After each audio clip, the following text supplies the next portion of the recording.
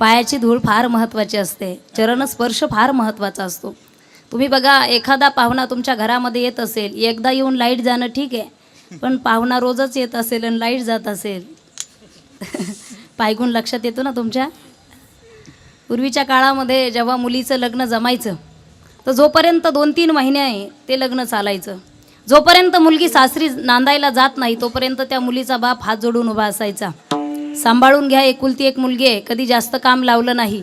जोपर्यंत मुलगी नांदायला जात नाही तोपर्यंत मुलीचा बाप हात जोडायचा. आता मुलीच्या बापाचे हात जोडायचे दिवस संपले. मी स्वतः 7 कन्यादान केले, आळंदीमध्ये माझी मुलींची संस्था आहे. आता आपण हात जोडायचे नाही, आता मुलाचा बाप हात जोडतो मुलीच्या बापाला. सांगा बरं का सांभाळून घ्यायला. जास्त दिवस नाही सांभाळलं तरी चालेल, पण 4-6 महिने एकत्र ठेवा. लोक आम्हाला नावं ठेवणार नाही. चरण ही वावटळ घरामध्ये आल्याच्या नंतर आमची कोपी राती का उडून जाती. चरण स्पर्श आहे. वासनेचे बीज जळून जाय. ज्यावेळेस भक्ती आणि शक्ती एकत्र होत असते तर धर्मकार्य घडत असतं बरं का. जगद्गुरु तुकोबारायच्या कीर्तनामध्ये ज्यावेळेस छत्रपती शिवरायांच्या पाठीमागे मुघल लागले होते आणि महाराज कीर्तनामध्ये येऊन बसले, तर त्यावेळेस मुघल शोधत होते की छत्रपती शिवराय कुठं गेलेत. व त्या ठिकाणी हजारो शिवराय तयार झाले. ज्या ज्या दिशेला पाहावं तिथं शिवरायांचं दर्शन होत गेलं. पण ज्या वेळेस धर्म आणि शक्ती एकत्र येत असते तर धर्मशक्ती, धर्माचं कार्य मोठं होत असतं. धर्मकार्य करत असताना जीवनामध्ये फार मोठ्या अडचणी येत असतात. तोंडाने पोपटासारखं बोलणं काही गोष्टी सोप्या असतात, पण ते निपटवणं ही फार मोठी आणि अवघड कसोटी असते. फार तुम्ही अनुभवी मंडळी माझ्यासमोर बसलात. माझा एवढा अनुभव नाही, माझं वयही तेवढं नाही. माझ्या वडिलांच्या स्थानी तुम्ही सर्वजण आहात. माझे वडील वारकरी होते, वारकरी घराण्यातूनच मी आहे. अगदी आमची 5वी पिढी आहे. आमचे भाऊसाहेब दादा या ठिकाणी बसलेले जे माझे बंधू आहेत. पण एखादं धर्मकार्य आपण करायला जातो तर त्यावेळेस कुठंतरी आपल्या चारित्र्यावर शिंतोडे उडवले जातात. आणि कोण आहे मग, यांच्या घरात कोणी राजकारणी आहे का, यांचे आजोबा काय करत होते, यांचे वडील काय करत होते. मग एखादा माणूस जर धर्मकार्यासाठी समोर येत असेल तर त्याचे पंख छाटले जातात. पण मी सांगेल तुम्हाला, त्रेतायुगामध्ये रावणाने जटायूचे जेव्हा पंख छाटले होते तर सगळे जटायूला नावं ठेवू लागले. काय म्हटले, कशाला त्या रावणाच्या नादी लागला. म्हटले काय झालं, छाटले ना पंख. हां, तुझे जर पंख असते तर तुला अयोध्येपर्यंत जाता आलं असतं, भगवान श्रीरामापर्यंत जाता आलं असतं. पण बघ आता तुझे पंख छाटलेत, तुला अयोध्येला जाता येणार नाही. जटायूने सुंदर उत्तर दिलं. उत्तर तुमच्या डायरीमध्ये नोट करून ठेवा. जटायूचं उत्तर आहे, आता माझे पंख रावणाने छाटले, मला फार आनंद झालेला आहे.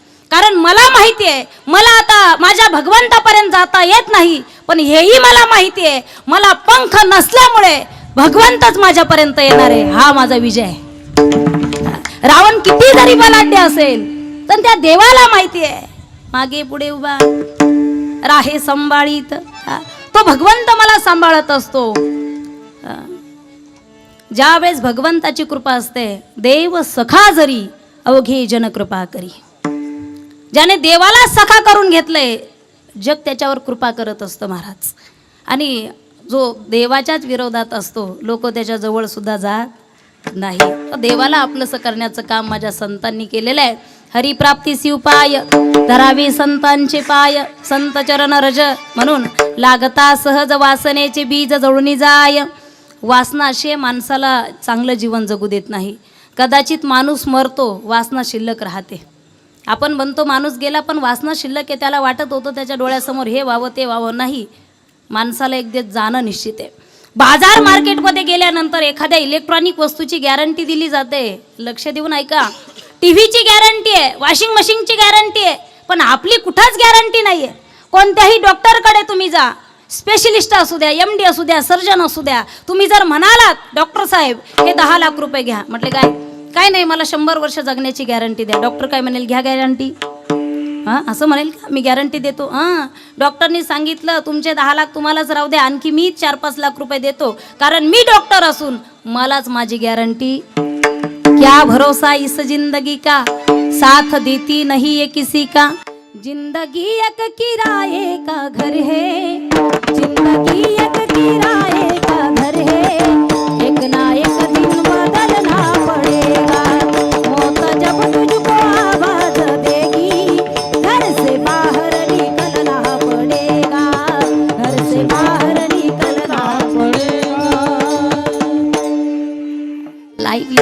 मनुष्याची जर गॅरंटीच नसेल तर चांगलं जीवन जगायला काय हरकत आहे, परमार्थ करायला काय हरकत आहे. अगदी वेळात वेळ काढून तुम्ही सगळेजण या ठिकाणी आलात. तुपाचा शिरा हा परात भरून वाढायचा नसतो.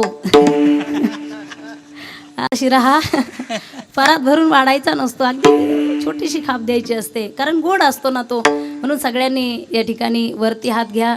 आपण भजन करणार आहोत. अगदी 15 मिनिटामध्ये सेवा संपणार आहे. जेवढी मंडळी या ठिकाणी आहेत बघा, पाठीमागं बसलेले, ज्यांना शक्य होईल त्यांनी हात वरती घ्या. टाळी वाजल्याने आपल्या ज्या शरीरातले हार्मोन्स असतात ते मोकळे होतात. BP, शुगर, थायरॉइड हे रोग आपल्याला होत नाहीत. वा, कौतुकाची गोष्ट अशी आहे की देवानेच आपल्याला हात दिलेत.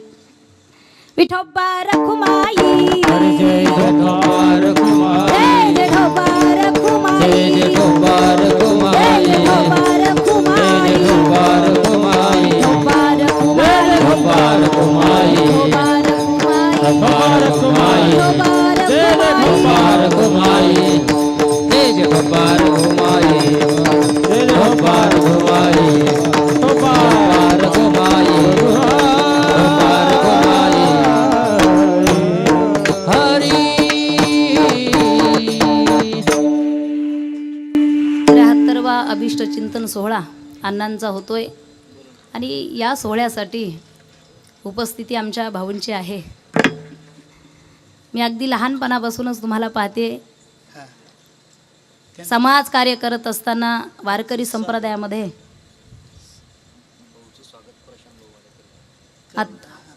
भाऊंचं स्वागत या ठिकाणी प्रशांत भाऊ करणार आहेत.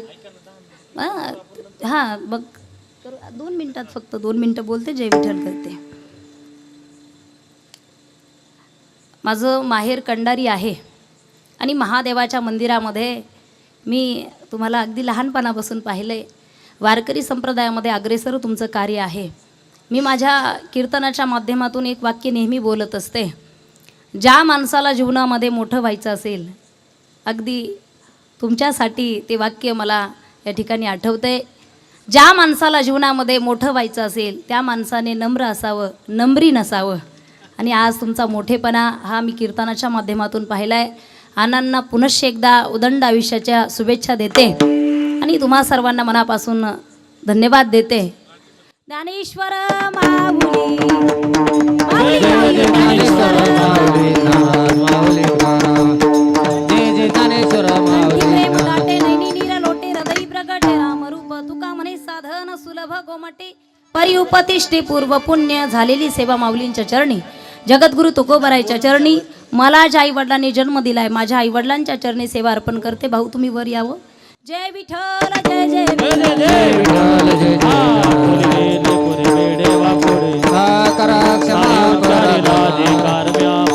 तुका म्हणे ज्ञानेश्वर